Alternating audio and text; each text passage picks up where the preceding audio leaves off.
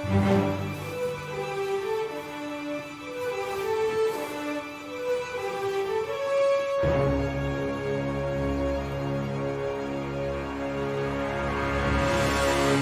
morning, everybody, and welcome to Wake Up Missoula. I'm your host, Scott Ramf, here to usher you in April 24th. It is the last Friday of April. I can't believe it. It's already passing by. We got our spring break. We got some more clips from our spring break kids. We did Spring Flicks. It's a movie making camp with the old kiddos. I wanted to also give this last promotional push even further down the line because we got our summer camps happening this summer. We still have some room in the documentary camp and movie making camps here at MCAT, so you can sign up online at MCAT.org. This is geared for kids age 8 to 14. It is a wonderful experience for kids get to make movies. It's a good starting point for a lot of kids with creativity who want to collaborate, work together with other kids and well-trained adults like myself to kind of show them the ins and outs of editing and movie makings. All right, so there's my soft pitch. Next week as well is the Big Missoula Gives. So if you're a nonprofit here in the local town and you want to support any nonprofits as well for any tax write-offs for the next year, the Missoula Gives is happening this next week, so it's going to be a 27-hour kind of a gift marathon in a way. So you guys want to check that out as well. I'll talk a little bit more about it next Friday, but we'll be right in the middle of it. All right, so let's talk about some city council stuff. The city gave a proclamation for Earth Day, which happened last Wednesday. This among the swearing in and approval of those 6 police officers and 12 firefighters that I mentioned last Friday. Candace Mancini reflects on Earth Day, and it talks a little bit more about the misconceptions people have when it comes to weeds in our natural environment. Take a moment to compare a weed, a displaced plant, with a chemical toxin. For example, consider the dandelion. The dandelion is known to benefit humans. Its leaves, flowers, seeds, and roots are used around the world for medicinal purposes and food. And now consider a pesticide. Would anyone use this for medicine and food? You've heard a lot about the risks in here, and I'm sure you've read about them. Yesterday, I saw a Yahoo News article about the dangers of pesticides. So it's clearly extended beyond environmental journals and into mainstream news. Childhood and adult cancers, lung disorders, Parkinson's, threat to wildlife and pets, degraded soil, contaminated groundwater. Even if you don't believe in the benefits of the dandelion, at worst, it's harmless. Even if it's important to reduce the presence of displaced plants, of weeds, couldn't we do so without the use of this? To be honest, I'd rather have the weed than the poison. And of course, as we reflect on Earth Day, Wednesday also had some interesting news coming out of Congress who voted to repeal certain level of areas when it comes to air pollutants from big businesses. So Earth Day is a reminder of many things people on Earth to take care of our planet. And Andrew Hurst, East Missoula resident, spoke during public comment as well. He reflected on the city's zoning of East Missoula, which already had a county land use plan, and this is what he had to say. During the future land use plan public hearings in the fall of 2024, CPDI staff stated the opposite case, making statements to the effect that we worked really hard to mirror the place type designations with what is already allowable and designated by the county through the recent growth plan update and zoning update. The reason we did that is because the county did really deep and hard work with those community councils to come to those growth and zoning designations, and we wanted to respect that work. In most of, not all of those neighborhoods, there will be little to no degree of change between what's allowable on the ground today and what will be allowable under the plan. CPDI's omission of county's August 29, 2024 stated position as regarded place type assignments to East Missoula may have swayed City Council's decision based on incomplete information. My question to you is this: if council members had been aware in December of 2024 of county's substantive disagreement with CPDI on the proposed East Missoula place type assignments, would City Council have dug deeper to better understand why and listened more closely to East Missoula residents who echoed the very same place type recommendations for East Missoula the county PD&S had put forth to CPDI in August of 2024? All right, and so in layman's terms, essentially what Mr. Hurst is mentioning is that East Missoula zoning was kind of in place. A lot of people had it in mind how they wanted their community to grow through the county, but the parcel of land was too rich for the county to really focus on. And with the demands of housing growing and growing like that, the city was kind of tasked with creating a zoning area for this particular typeset. But that's the problem, is that county and city zoning are of two different mindsets in that regard, as the city had more plans for higher density and urban redevelopment, while county was a little bit more trying to figure out how to keep up with demand as well. Josh Slotnick, which I'll also have a clip of him later in the post city council meeting during the State of the Community address. He also mentioned that the county should aim for at least 1,000 new dwelling units a year, just to keep up with the amount of population boom that's happening in Missoula. And part of this also has to come to the fact that East Missoula was was taken aside as the city was making plans for them as a proposed new land use. And it's pretty much like, it's like one of those things where it's like the private land developer is going through the city now in lieu of going through the county.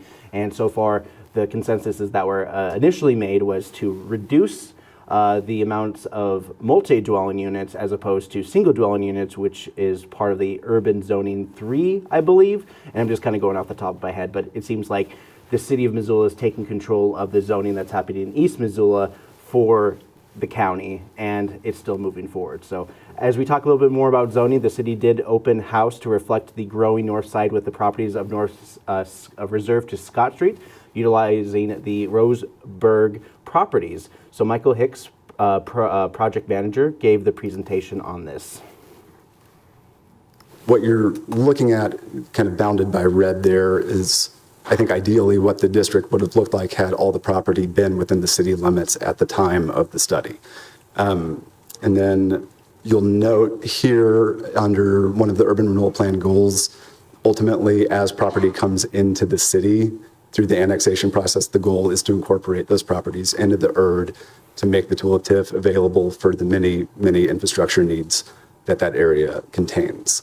All right, so the buzzword is TIF, and a big part of that has to do with expanding the urban renewal district. And the urban renewal district was put in place 20 plus years ago, various locations around town.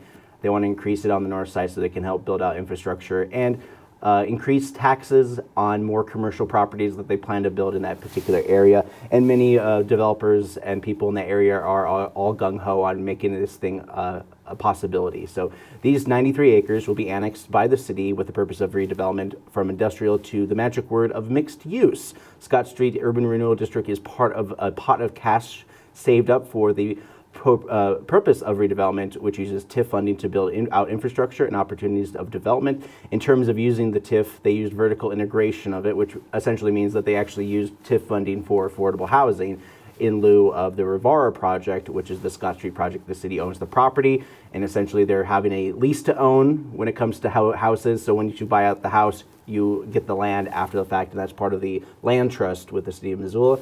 Dale Bickle talks about the funding for this, a little bit more details about how this works with urban redevelopment and TIF.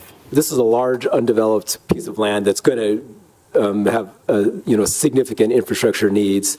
One thing that MRA has been able to do in the past that we think is true in this area too is because it brings the opportunity to have local match any new programs out there that are that we could apply for, and we've been really successful in a lot of federal infrastructure grants, makes us more competitive and able to get those things done. And because infrastructure out there is being studied in our master plan, we already have some of the infrastructure in our long-range transportation plan, like the consideration of a new exit in the area. All those things. And MRA is just would be one piece of all of that funding that's available. All right, and so it's just like a piece. It's another tool. A lot of things moving forward with this particular thing. These are the early stages of development. This is only an annexation, so they can utilize urban renewal district funds. It's an industrial site, so they're going to tax more of those industrial sites and future land use stuff, so it's not going to reflect the people who are already there paying into the urban renewal district, as any new developer will pay into the TIFs and help bolster these funds for further development, creating a domino effect. But it still falls into the same restrictions as the Scott's urban renewal district, because it still has the same sunset date as that one. And when the sunset date happens, that doesn't mean they're going to run out of money. It just means that the funding sources get turned off, and whatever pot has been filled will be used for further development. So each of them, all these urban renewal districts have expiration dates on them, and whether or not they're going to be up again for people to decide, it will be up to the future. So Gwen Jones kind of sums it all up, talking a little bit more about this. We're talking about the annexation, expanding the URD, all of these initial steps to basically create the foundation. And I want to give a shout out to Roseburg for their incredible collaboration so that this 93 acres is not just developed piecemeal, but instead can be master planned. It's such an incredible location with proximity to so much in Missoula. All right. And those of you who don't know, Roseburg is where they have Story House, and Story House is a studio, an up and starting studio here, a movie studio in the city of Missoula on the north side, and they hope to get some workforce housing implemented in there as well on their property beyond the additional, I think it's like 20 plus acres of vacant land that they want to use to utilize all this new development. And the Roseburg property essentially just going to be investing a lot of money into making a movie studio. Of course, I'm not going to leave you hanging. I'm going to actually talk a little bit more and show you guys a video I made with the open house that happened about the North Reserve to Scott Street Master Plan, and this kind of reflects all this that led up to this annexation of the Urban Renewal District. So the city is kicking off a new master plan for the area between Reserve and Scott. I-90 and the rail corridor. We call it the Reserve to Scott 2026 Master Plan. So this is the kickoff of the public engagement and outreach, asking for input on priorities as that area, looking into the future in the next 10, 20 years, how the area could grow and develop. So we're asking people for their priorities around infrastructure, connectivity, future land uses, and desired site uses. Sorting out what all this wants to be so that it knits together and it's a long-term vision and plan for really creating a pretty remarkable part of the city with a once-in-a-lifetime opportunity. There's a critical need across the spectrum of what you're saying, so supply is really important. The need is across the whole spectrum of income levels and types. So I think we're going to look at how to accommodate as much of that as possible and to put it together in a way that is livable and really promotes the culture and environment of Missoula and feels like something for Missoula and Missoulans.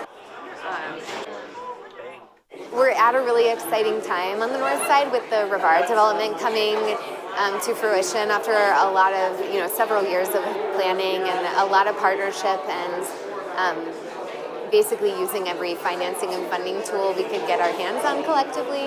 So it's great to see that there's like vertical construction and homes, at least the permanently affordable portion of the homes will be ready for move-in. We're thinking at around May or June, so it's coming really soon.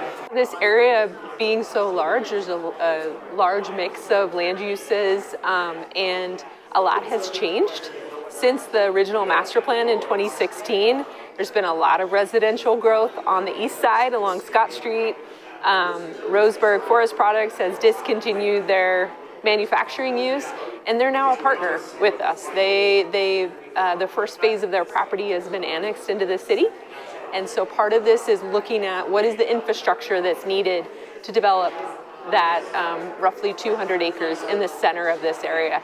Because as we do a little bit of redevelopment on our site, we have really the redevelopment of the studios in 4 phases, but we're also really hopeful to participate in a mixed-use workforce housing solution. And so learning from folks what they need to see, what's the price points that these studies behind us are showing, what are the gaps in housing, what are those desires from green space activation, parks and community, and how do we fit in the bigger collaborative effort there? We're really interested in seeing, okay, what can we do to be good listeners, and so we can shape our plan around that. We're really all about like community organizing in that way and hearing what folks have to say, and so I feel like we're still in a listening stage ourselves, but we know, good principles of urban infill development is something we would be looking for, and beside that, we're really also here to listen and learn ourselves. Yeah, so for tonight, we're in the early phase, and we really want to share out the process, the timeline, the expectations, and end game, and then we really need community input, right? Missoula, the brand and culture of Missoula are the people. So we want to hear from people and just understand priorities and patterns and see where we can have, embed that in the planning process so that it's sustainable and feels like Missoula over time. I think we want to learn from those and figure out where we fit that niche. And as we go, it's about braiding those right parts together so that we can arrive at something that's successful for the community, that also creates housing opportunities for our growth plan. And so as we grow, we plan to create around 435 jobs over the course of 6 years. I think another part of this master planning process is working to identify whether there are property owners that are interested in selling property and could be opportunity acquisitions for the city to hold for future commercial, retail, restaurant, food-related businesses to serve the growing housing in that neighborhood. Of course, we would be super happy to partner with a developer on bringing more affordable home ownership options to the north side, even beyond the Rivara project. We know that there's a need. We have like hundreds of people on our interest list. So if deed restricted affordable housing can fit into one of the projects within this master planning area, I think it would be great. Yeah. Things that we need in Missoula don't happen on their own because they don't work financially. The answer to that is the MRA, thankfully, and there's tools in the toolkit, and MRA is one of the better run urban renewal agencies we've experienced. And so that is probably makes the difference between a lot of these things happening. Transportation in this area is going to be a challenge to work through. There's some longer term aspirational things that we're looking at, but it's a constrained site and a lot of those things are pretty expensive. So there's some trade-offs on how to get those done with partnerships and funding them. So transportation is going to be a bit of a challenge. But the reality is there's a need in Missoula for a lot of things, including housing at all levels. And so the demand is there. It's just getting the balance from a financial and development and infrastructure standpoint for that to work. And it's going to take a lot of people coming together and working together to sort it out and to fund it. But that's the unique opportunity here with the partners that we have.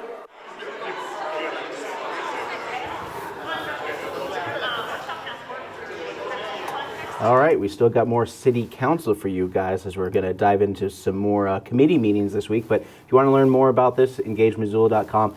And this master plan, they do plan to have it somewhat presented to the city of Missoula by October. They'll have 2 more open houses for input for folks around Missoula for more information as well.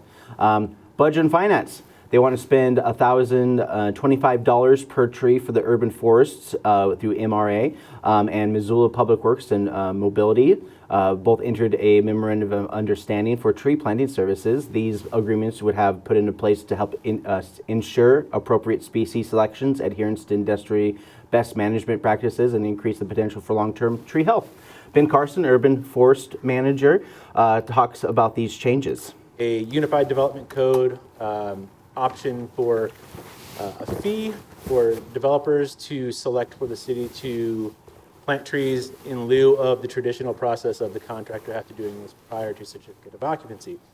I don't know if you guys have had a chance to read the referral, but this is something that's been widely supported, not only through our internal groups, but we have done some legwork with developers as well, and we've gotten good support from them.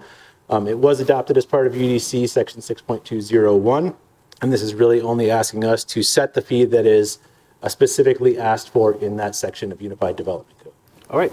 So he goes on to explain a little bit more about this as well, but more streamlining of the Unified Development Code. I can tell you that UDC is looking very important influence over the city of Missoula. Title 20, a place called home, all that kind of stuff. I remember them talking about it from like 2015, implementing in 2018, and then not really getting to it until, you know, kind of like after the pandemic where things were like fully utilized. And then we got the state legislature law that really changed the game, which required the UDC to be put into place. So there's a little bit of history behind that. But also Ben mentions that there's an optional buy-in for these tree programs. And for the $1,025 per tree, everything is getting pretty expensive out there. And so this is what Ben had to reiterate. It's generally between $250 to $300 currently, but we are seeing increases, substantial increases over the last 5 years, and I don't know if that's due to inflation. It's not for me to speculate. Contracted planting, which this year came in very low at $158 per tree, but has traditionally been anywhere between $250 and $600 per tree. It depends on how the market is and what contractors have availability. Tree protection fencing, T-posts, water bags, and then we also have to provide for staff and equipment to do the 2 years of watering once a week, and then the final pruning. So there's substantial effort and staff time that goes into this. The $25 fee that is associated with each planting is also for our end. It does take time on our end to procure the tree, to manage the contract, and to do anything on the clerical. All right. Yeah. So yeah, there's a lot of work that put into place: transportation costs, tree costs, how much they're selling it for. Morgan Valiant responds to the amount of money as well. Aware of is when a developer does plant that tree, there is a warranty in place, and if it dies, they have to replace that tree. And so in our discussions with developers, I mean, we would be assuming that warranty if they select that option. And so $1,005 is actually seen as a pretty reasonable deal for providing that maintenance and that watering to make sure that tree survives and meets our standards. All right. Yeah. I mean, that's just part of the many workings of the city of Missoula. 220 trees have been purchased this past year for the purpose of recovering from the windstorms. You know, the city of Missoula is trying to play catch up to help reduce our carbon input. Urban forestry is funny as it falls under the same rules as sidewalks, which it is a public asset, but the owner responsibility. However, unlike snow, urban forestry has programs to prune these trees for you, but you still have to keep the sidewalks clear of hazardous vegetation. Housing redevelopment and community planning is diving into some of the weeds of their federal grants programs. They got Affordable Housing Trust Fund, Home, the Investment Partnership, Home ARP, the American Rescue Plan, Community Development Block Grant, which is the old school one they've been doing for well over 20 years. Funds to certain organizations for purposes of leveraging these grants for various housing projects. Lisa Bauer with the grants program talks about their goals. We have two methods for matching our funds with projects that address identified community needs. The primary way is through a formal application and scoring process. This year, the scoring committee reviewed applications for the city's Affordable Housing Trust Fund and HUD CDBG funds. The scoring committee included 4 community development staff, a city permit coordinator, 2 city council members, and a representative of the Affordable Housing Resident Oversight Committee. We reviewed 13 applications and scored each based on a rubric that includes things like project design, outcomes, and financial feasibility. Some of our funding, like Home and Home ARP, just don't mix well with our competitive round because of the narrow focus and complex compliance requirements that come with these grants. And if you look at closely, you can see there's $309,000 available. Total funds requested is $1.4 million. And so far, they were only able to fund 2 projects out of the 9 that were requested. CBDG is a stationed one, and so far they were able to get 6 out of the 7 applications funded because they had $322,000 on. Home is one of those ones where you have a big pot, and also the Home ARP also has a big pot, but it does fall into those categories, like she mentioned, that they have a lot more restrictions and guidelines to make sure they are using the money properly. And so those ones are the more traditional old school grants that they definitely need to have higher scrutiny.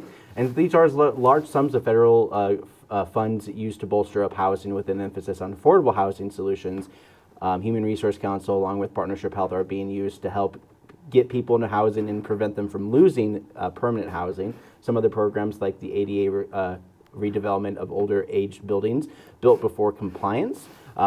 Lisa also talks about the retaining funds as federal grants could be on the chopping block in the future. Our home funding for this program year, we're going to hold in anticipation that it may be needed later in the program year to provide critical funding for affordable housing properties. And then I also wanted to provide a very quick update on last year's HUD action plan. We came to council in January with a new project that we were funding using existing HUD funds with Front Step to acquire a property at East Bruce and Alder Street. Unfortunately, that project was unable to move forward, and so we've actually pivoted with Front Step to support a different acquisition. This property is on South 13th Street, and Front Step, in partnership with Habitat for Humanity, is going to build 2 3-bedroom homes for low-income home buyers that will be placed into a community land trust. And that's just one of many of the projects that they're moving forward with. These are all the big projects, a lot of different things to be put into place. The city has dealt with citizens asking the simple question of requiring developers to create affordable housing, but many are forced into these projects, tend to bow out or leave entirely, which these grants and more are being used to help facilitate affordability and redevelopment over older properties, using these as an incentives. Liz Stott's Creekside Apartments, which are getting a big chunk of the grants for their update, talks about the grants money. The additional funding that you've awarded us is going to go further in helping with the mold mitigation problem we're discovering as we remove siding and the building wrap to the buildings. It was built 30 years ago, and so we're finding that a little extra money is going to go a long way for the integrity of the building and the health and safety of the residents. All right. You know, there's been some stories about some of the older buildings that are over 100 years old in which they had to vacate the people because of the health effects. That was a story that happened a couple weeks ago, and a lot of the people who were living there with very low fixed rent had to all move out. And so but there's a couple people speaking about the impacts for the community, including Homeward, which bolsters living affordability in Missoula through classes and resources for folks getting into their first home. Kate Jeremy Barra, Human Resource Council, also gives thanks to this as well. Have made really a big difference in the lives of 103 people who were served with the Home ARP funding that were at the Human Resource Council last year, who came to our doors and needed help to either get into housing or maintain their housing. So I'm very thankful that the city is so supportive of these efforts. All right, and you know, I took advantage of those Home ARP funds through the Human Resource Council when I bought my first home. I'm implying that I have another home, but I only have the one home. But the wording is, you know, first-time home buyer kind of stuff. But regardless, this is 2018, remind you. So the housing was way more reasonable compared to now. Anyways, as we go on more, we have someone from the Partnership Health Center talk about those funds for community health, and this is Amy Kreitzik talking a little bit about how the funding helps them. The support of the Home ARP funds, we've been able to stand up supportive services there, typically serving around 30 to 40 people who walk in every day, sometimes up to 80. So these funds are making a really big difference in us being able to provide tenancy support services, basic needs services, and supplies that a lot of our unhoused community members need. So, all right, and you know, one thing you should also know is that Public Partnership Health Center is a nonprofit here in town that kind of goes in lieu of a lot of those sliding scale fees when it comes to clinic visits and all that kind of stuff. And they have a lot of different programs in place. Even they have their own food bank that's coming out of the Partnership Health Center, if you haven't heard that on the radio here in Missoula. But this is the closest to universal health care, and the PHC is trying to work with folks on a sliding scale. Eric Legbold, Impact and United Way of Missoula, talks about the Housing Solution Fund a little bit more as it pertains to these grants. Will allow us to continue to support households through prevention, diversion, and rapid exit interventions designed to reduce homelessness and housing instability in Missoula, which is designed to really focus on the residents that need it most. Just this past funding cycle, across 5 funding sources, we were able to provide $297,000 in beneficiary support, and we have demonstrated meaningful impacts across many families. Referrals through this cycle were approximately 215 households, roughly 475 individuals. All right, and so part of this is that a lot of the individuals who benefited from these programs basically had housing. This is basically the Housing Solution Fund is a social safety net that prevents people from getting kicked out of their apartments, helps pay for them to stay in their place, also have resources put into place to help people get bus tickets to where they need to be, so they have that social safety net in their community where their family is. Because sometimes people get misplaced. Other times people have a misunderstanding with their family, and so this programs and other things helps them get in contact with some family, maybe bury the hatchet, and because family, when it comes down to it, is the hidden hand of homeless prevention when it comes down to it. When it rains, it pours, and these funding sources spread thin in our community despite the many budget shortfalls from budget cuts since the 2025. Many of these programs get doged, but part of that also has to do with the fact that many of these federal grants cannot be cut off completely because the money has already been sent out. And so these funding sources, just because the faucet is turned off doesn't mean that there's a pool of water still sitting there idling. And so there's still plenty of time. Perhaps by 2026, a lot more social programs will be signed into place to restore a lot of these programs to help bolster federal grants and housing solutions. So up next, we have a clip from the City Club. And so this is from Josh Slotnick, who spoke at City Club for the State of the Community Address. Basically, it's our version of the State of the Union, but for locally Missoula. So here's Josh Slotnick, as soon as I can get the video to play. And I can't get it to go full screen, so let me just reload it real quick. Big light bulb went off my head. Impact fees are a fee paid at the time of building permit, and this money can be used to cover one-time expenses associated with growth. Cities all over the state have them, no counties do, except us. We are the first ones.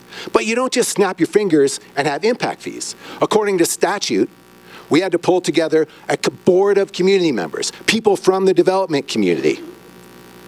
And they had to have some pretty hard conversations, because impact fees paid at the point of building permit means the house costs more. And remember, we're in a housing crisis. What could we possibly be doing adding money to the cost of a house? And what would we be doing telling I don't know why I keep looking at you, existing water users, you get to be the water user, paying for new growth? That's not fair either. There's got to be a sweet spot in here where the impact fee spread out over 30 years on a mortgage is small enough that it doesn't affect anybody's ability to build the house, but it does generate money to cover these one-time, super important infrastructure expenses that facilitate new growth. So we did what statute said we had to do. We pulled together a board. We commissioned a study from a firm that does economics and engineering. And this board, a bunch of whom are part of the development community, had to have really hard conversations. How much is too much? How much is not enough? And they had to go back and work with their folks in their own community and say, yeah, I'm thinking about adding to the cost of a house. These were really hard conversations. All right. Now we're back. Let's switch gears and talk about some movies that are coming out this weekend. We're at my next segment, Pre-Critic, where I prejudge movies based on absolutely nothing that my bias is towards movies in general. We're going to kick things off with a movie called Michael. If you haven't heard about him, he's a kind of a big deal. He's Michael Jackson, and we are revisiting Michael Jackson's in this biopic played by Jermaine Jackson's son, Jafar. Watch as he goes through the milestones of King of Pop, Jackson 5, to solo artist moonwalking, to third-degree burns from Jerry curls and the disease, and a monkey named Bubbles. Chimp. I assume they'll gloss over the Neverland Ranch stuff, which they technically did, as in not actually going past the point of Michael Jackson's comeback after his third-degree burn. And I actually saw this in the movie The Jacksons, An American Dream, which is more or less treated from Michael's dad's perspective, reducing the history of abuse, which you could probably see from this movie. So watch him do his thorough dance, and being bad, he knows it in a good way. And like all biopics, he's going to have to think about his whole life before he gets back on stage. All right. I Swear. This is a movie about a man who lives with Tourette's, trying to find his way in the world when bad words come out like something trying to hold their stool. Watch the journey from normalcy to pariah in this common disease that has been thrown into the bus, and this is based on a true story about the man himself yelling the N-word at the BAFTA Award after he won the BAFTA Award for this movie when Sinner star Michael B. Jordan and Delroy Lindo were presenting, leading to the internet going crazy. That's the thing. That's the problem, and that's the issue with Tourette's is when you see on social media, there's always going to be one or two people who are just like, they're faking it. They want attention, all that kind of stuff. And so this is about Josh Davidson, a British man who suffers from this disease that avoids putting your foot in your mouth. So Then we got Over Your Dead Body. Jason Segel is doing a horror comedy about a couple who is trying to kill each other. She has plans, and he is hesitant to follow through with killing his wife until their plans are exposed and they are alone in a cabin in the woods, knowing that each of them want to kill each other. When divorce is just too complicated, and I was like, who wants to go through the paperwork when you can just potentially go to jail for killing your spouse? But whatever. That's what this whole movie is. You've heard of a shotgun wedding. Get ready for a shotgun divorce. The latter seems a bit more on the nose for the former. All right. Up next, we have a fun video from our Spring Flicks camp. It's called Crowbar Joe. Oh no! I think I forgot my keys. We can't get into the car. And then how are we gonna get home? It's a miracle. The car door is open. There's a crowbar to save us. But who is that? It's me, Crowbar Joe.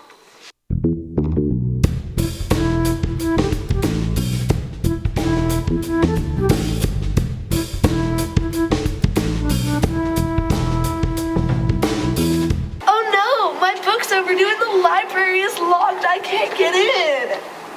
Mine, I am Crowbar Joe here. I can help you.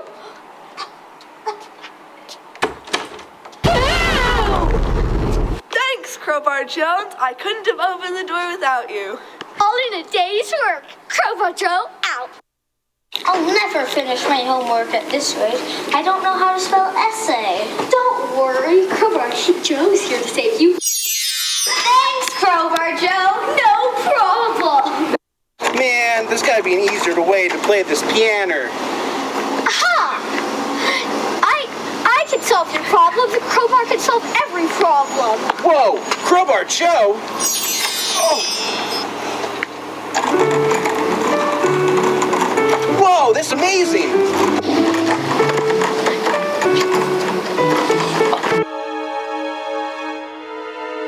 Kincaid is trying to get rid of our town hero. Yes, I'm trying to take away your town hero. Boo! Oh, boo-hoo, boo! See, I can do it too. Boo! Stole a crowbar from a store by breaking into the store with the crowbar. No, he didn't. Yes, he did. Not. Probably no one looking at It's Crowbar Joe! Boo! We hate this one. We didn't vote for you. No, we didn't vote for you. Yes, he did. The mayor. That's how things work in democracy. Leave Crowbar Joe alone. What did Crowbar Joe do to you? Broke into 5 banks, stole my hand sanitizer, ruined the community theater production of Snow White. She stole my senior prom. That was really annoying. Like, dude, come on. La la la la. You can't think if you are hearing random noises. La la la la la la la. We want Crowbar Joe to be the new mayor. Yeah! Taking my hand sanitizer. That chair's staying like that because I'm not picking it up.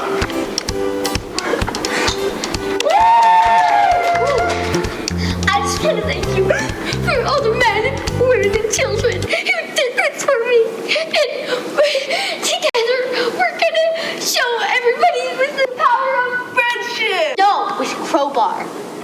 But we're friends. No, you look up to me. I can't get into my computer. I forgot my password. Don't worry, Crowbar Joe's here. Yeah.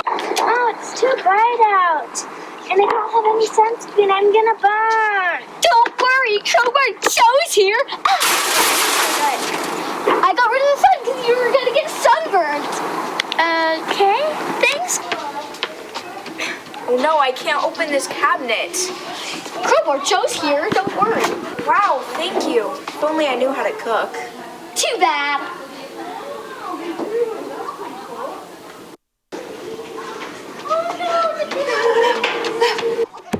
You've betrayed me, Crowbar Joe. I didn't mean to hurt you. I was just helping somebody else. Thank you, Crowbar Joe. Here's the tale of Crowbar Joe. I'm thirsty. Don't worry, Crowbar Joe is here. Crowbar Joe is here to save the day. Thanks, Crowbar Joe. No problem, random pedestrian. Oh no, my cat's stuck in a tree. Don't worry, Crowbar Joe is here. He's amazing and Thanks, stuff. Crowbar Joe. Mayor better get No problem, out of the Rena way, 'cause pedestrian. Crowbar Joe is here. If you need to open a crate, a car, or a locked door, Crowbar Joe will always save the day. The magic crowbar and Joe together make fantastic superhero.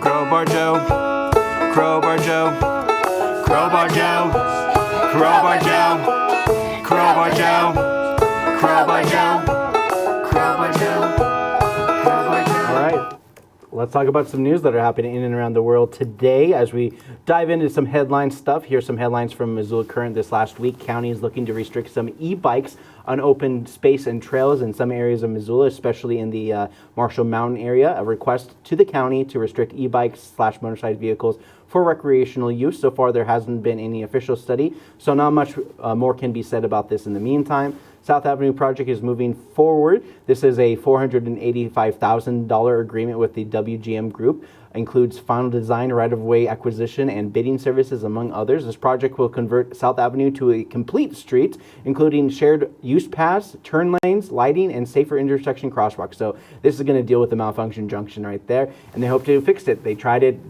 15, 20 years ago. They're going to try it again. And then, of course, more than $1.5 million in funding awarded for the next fiscal year will serve more than 755 individuals in need and preserve 206 affordable housing units through the rehabilitation housing officials said on Wednesday. This is kind of a continuation of my community council report where they talked about the block grants and stuff like that with human resources. And, this is just a program awarded funding, including Human Resource Council's Houseless Prevention Program and Partnership Healthcare. So $1.5 million overall of basically just cherry picking off of the city council I just mentioned. Montana Free Press reported Helena is doing a levy for their schools after a much needed update for their school infrastructure, which was approved last year. Helena school officials are asking local community for $3.4 million levy aimed to teachers' salary and tech enhancements. Folks will expect to pay $15 to $30 more a year on bolstering these costs. Speaking of ballots, Missoula is also on their own levy for increasing teaching salaries and operation. Missoula County Public Schools Elementary District is seeking an increase of local taxes in the amount of $1.3 million.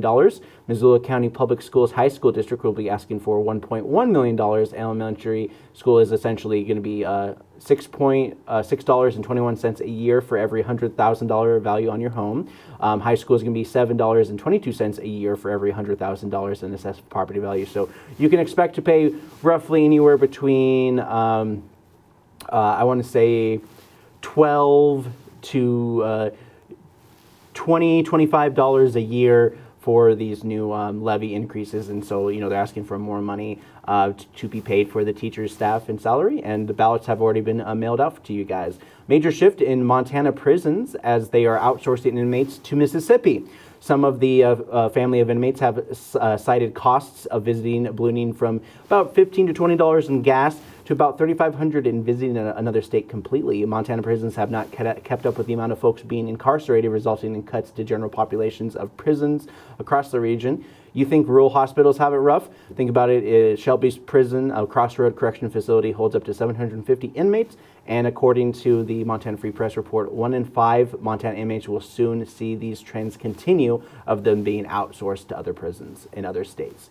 Missoula Tenants Unions is working with mobile house park unions to get their lease negotiation going. This happened to be common among trailer parks that sell out to out-of-state companies that raises prices. In Missoula's case, they have seen hundreds of dollars of increases with more than 40 to 50% increases across the board. Across 2 major trailer parks, Travois to Harvey's, part of the negotiation was put a 3% cap on any increases rent per year to avoid these large increases, with one resident saying they went from paying $300 to $400 a month to increasing to about $650 to $675 a month in those respectful trailer parks. So Daily Montana also reported Red Lodge East Side fire resulted in 1,600 burning and 181 people evacuated near Highway 212.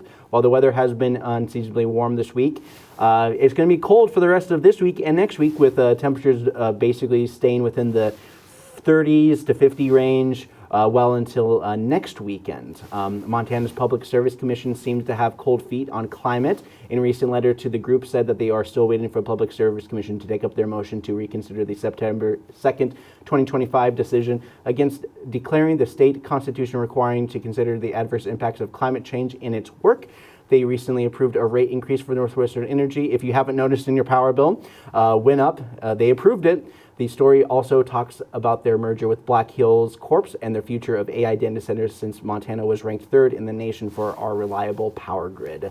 State tribes got ripped off during the pandemic with funds in the millions. State Auditor and Commissioner of Insurance James Brown said this week in his office claimed back $37.3 million of nearly $55 million in wrongful billing identified by his office. And so this is the pandemic frauds. So a lot of organizations saying, hey, we need X amount of money. They make these dummy corporations. They say, hey, we need this money for this program, give us money, and then they do it. And then when they do some investigation with the money and the things don't line up, the new release said that the office identified 207 suspected fraudulent insurance enrollments and rescinded 126 policies to date, and it was up from 80 in January. So here's my prediction for the weekend. And, as we're talking about some big news that are happening around the world, especially with this whole Iran war, by today's end, Iran will see some progress just as the markets close by the end of the day. And then over the weekend, we're going to see some more escalation and crazy news coming out of the war as RSI refuses to budge on this war of choice. It's actually becoming the predictable outcome, as Trump seems to be obsessed with how the Dow is as it relates to his successes as president. The poly market, which for those of you who don't know, have been internet app-based gambling on anything and everything without regulation. One of these soldiers who helped with the raid of the Venezuela President Nicolas Maduro was under hot water for making a bet that he made out of power around the time of the raid. So part of this, he almost walked away with $400,000, but charges include using classified documents to make this bet. It just really frustrates me when poor people use classified data.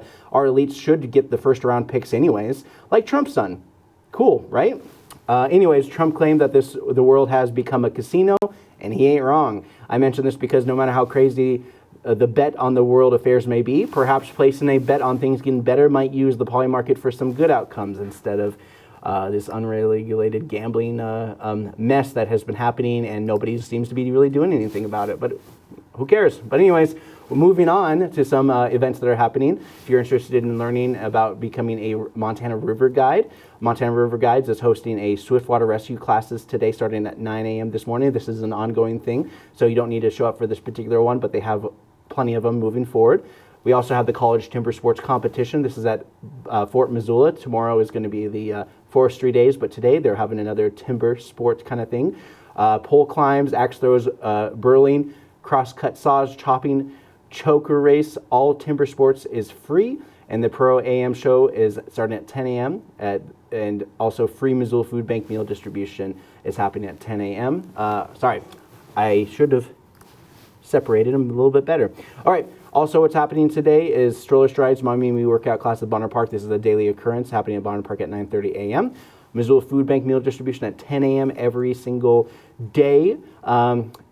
The AAUW and the WMREA 65th annual used book sale is ongoing right now. It started yesterday and it's going to go on through Sunday, and it starts at 10 a.m. today. Spread Your Wings quilt show is at the fairgrounds this weekend, starting at 10 a.m. today. So if you're interested in learning about quilting or looking at the quilt show, it's all about people showing off their sewing skills. Tiny Tills at the Missoula Public Library every Friday at 10:30 a.m. Lunch at the Poverello Center at 11:30 a.m. and lunch at the Missoula Senior Center at 11 a.m. Watercolor and yarns here at the Missoula Public Library on the 4th floor of the Missoula Public Library at 12 noon. Hands-on science, plants and animals at Spectrum, which is on the 2nd floor of the Missoula Public Library. Predator feeding at Missoula Butterfly House at 30:30 p.m. See how those bugs eat and consume each other. Learn computer animation with Blender if you want to do some 3D animation. MCAT's the place to be every Friday at 4 p.m. And if you miss it, we also have one on Mondays at 6 p.m. Final Friday at the Confluence Center. If you like the ideas of First Friday, they decided to throw in a little bit of Final Friday for their A Handful of Earth closing reception art gallery. We also have we also have Tango Dance Party at the Montana Moonlight Studio at 6 p.m. Friday night dinner and game night at Rooster Cafe off of Reserve Street. Parent/teen pottery night at Clay Studio starting at 6 p.m. We got the planetarium show at the Native American Pain Center at the University of Montana at 6 p.m. and 7 p.m. shows. Off-pitch karaoke at Odd Pitch starting at 6 p.m.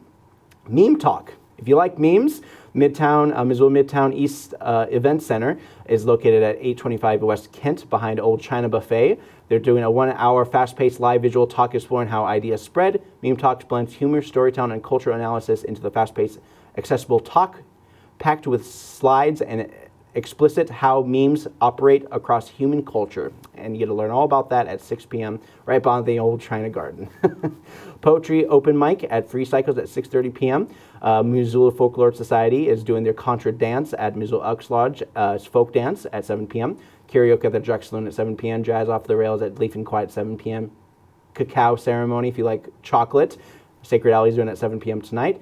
Tom Catmull is performing at Cranky Sam at 7 p.m. tonight. Bear Bait Dance is doing their Exquisite Corpse this weekend, all weekend long. I believe it's their last weekend. It's going to be at Westside Theater.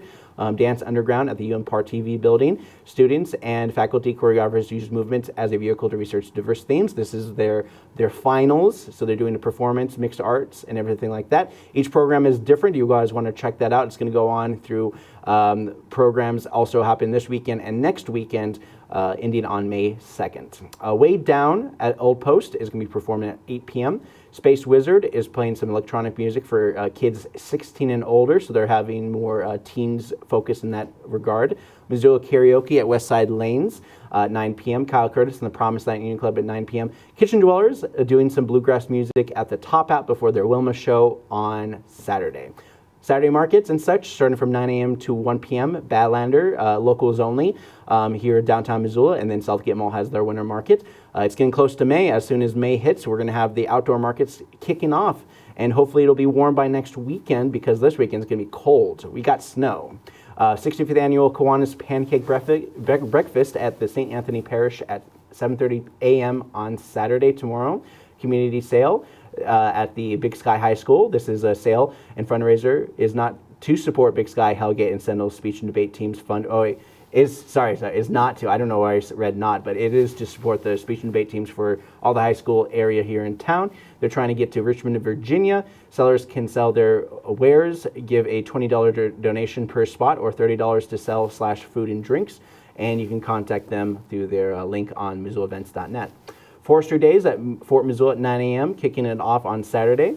54th Annual YMCA Riverbank Run at downtown Missoula at 9 a.m. Line dancing at Missoula Senior Center at 10 a.m. Phlox Fest at Rocky Mountain Gardens in the Butterfly House off South Avenue. This is a kind of like a mountain garden spring opening. So they have a nice, cool little garden at the Gardens of Garden City. So in Missoula's horticulture, past, present, and future. BioCar and a blacksmithing workshop at the Moon Randolph Homestead. Step into the Moon Randolph Homestead for a 2-day workshop. Day 1, starting at 10 a.m. on Saturday, participants will learn how to create a biochar fuel, and will use the same day and on day 2 for blacksmithing. Story time at in Espanol, so this is a Spanish immersion program with a preschool at 10 a.m. Join members of Missoula's Hispanic and Latino community as they share their culture, art, music, and stories with families through songs, book movements, and activities. All at 10 a.m. here at the Missoula Public Library on Saturday. Bike sale and swap at Free Cycles. They're doing a bike swap at Free Cycles starting at 10 a.m. on Saturday. Statewide financial skill building class, Homeward. They just got their funding through the city of Missoula just last Wednesday. And a part of that has to do with a lot of those grants to move forward and help people get their first home. And they have all these grants and programs in place, and it teaches people how to be financially secure and financially stable living in Missoula. Saturday Kids activities. Slimy Creatures at Natural History Center at 11 a.m. Leave No Trace, Travelers Rest State Park in Lolo is hosting Being a Good Stewards of the Land exhibition happening with Stewards of the Environment. Seminar, Roses and Peonies, Karis Nursery and Greenhouse. This is, they do these kind of seminars and classes. This one's happening at 11 a.m. at Karis Nursery on Saturday. Story time at Missoula Public Library at 11:30 a.m. as every Saturday. We got a statewide chapter for freedom. So this is another protest that's happening on the Missoula County Courthouse lawn. This is in lieu of the end of the Riverbank Run. And so this is the focus on the U.S.-Israeli involvement in Iran and the current state of the U.S. in the world in terms of reputation. Teen Open Studios, Missoula Art Museum. This is geared for teens. They have art supplies there provided, and this happens from starting at 1 p.m. Also happening at 1 p.m. on Saturdays. Every Saturday, MCAT hosts the Saturday drop-ins with Lego animation and more. Some fun stuff for the kids. The big event is happening at the Oval on campus. This is a Texas A&M-inspired event that lets students give back to their neighbors in the university district to use them as laborers, essentially, support students and give them a chance to give to the Missoula community. And this is kicking off at 1 p.m. at the Oval on campus. It's called The Big Event. Fiverr Play Day, Giving Art to Missoula. This is off of 801 Sherwood Street, a casual hands-on fiber art gathering where you can try spinning wheels and explore natural fiber like sheep and yak. No experience necessary to come learn, experiment, and connect with others. Are you curious about spinning and fiber tools? Do-it-yourself home repair. Lifelong Learning Center is doing drywall, so learn about drywall and how to implement that and stuff. So that's happening 1:30 in the afternoon on Saturdays. We're rushing right through this, but we got golden hour at Painting with a Twist. They're doing a painting class at 2 p.m. Saturday Tiny Tales at 3 p.m. here at the library. World's largest flea market at the University of Montana. You want to check that out. They usually have it at the UC. Bingo night at Odd Pitch at 6 p.m.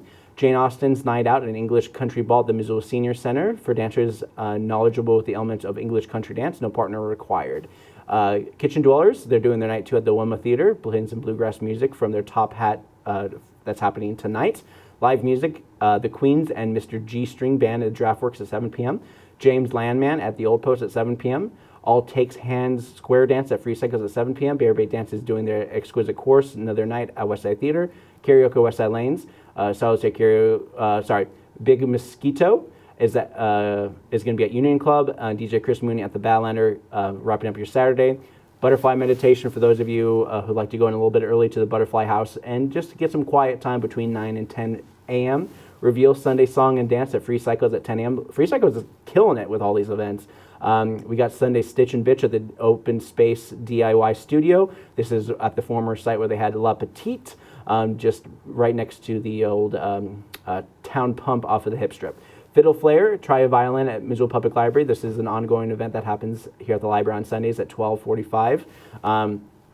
Beginning Pottery at Clay Studio at 1 p.m. on Sunday. We got Mary Brown's Master Percussion Recital at University of Montana, like they have the dances in the University Theater and Dance. This is one of those, another percussion ensemble with Mary Brown. And so ska, sharp, smoot, berry, and dog tree. There will be something for everyone, whether you prefer mallet percussion or multiple percussions or full percussion ensemble. There will be something for you to enjoy.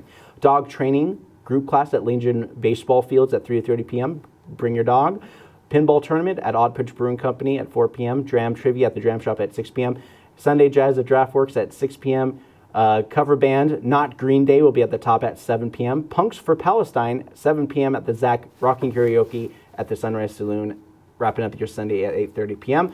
And I still have a little bit of time to talk about some things that are happening. So let's see if there's any kind of current news happening in Missoula. So let's go to Missoula Current, see what's happening now. Looks like a lot of the same old stuff. All right, a lot of polling, not much going on there, more national news.